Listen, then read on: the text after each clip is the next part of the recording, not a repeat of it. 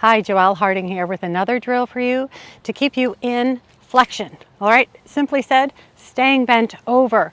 No early extending. So spine angle and glutes stay in flexion as you're coming into and through the golf ball. Yes, there will be some extension at the very end of the swing, but it's key to stay in flexion as we're going through the golf ball to what I call the 9 o'clock position, or P9. So let's take a look. You've got your training stick, you've got your pool noodle. Easy $3 investment for each.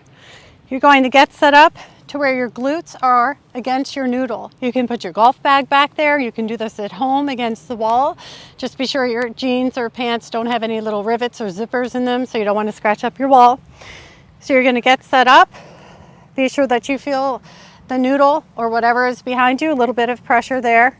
And as we go back, you're going to maintain the contact between you and the noodle.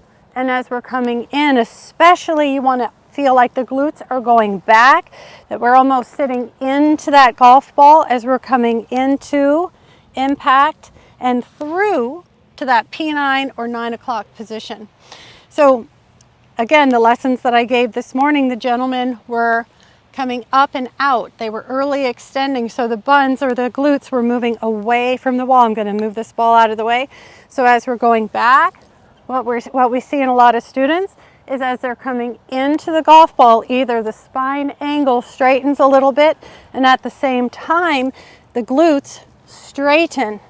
Now, if you see the very best in the world play, what you're going to notice as they're coming into that impact position is that the head is actually lowering a couple of inches because the glutes are going back and the upper body is coming down in too. Oftentimes we refer to the belt buckle, and it's moving down and in to that lead side rather than up and away. All right, I hope that helps. Use your pool noodle, use your V1, and let me know how it goes. Thanks.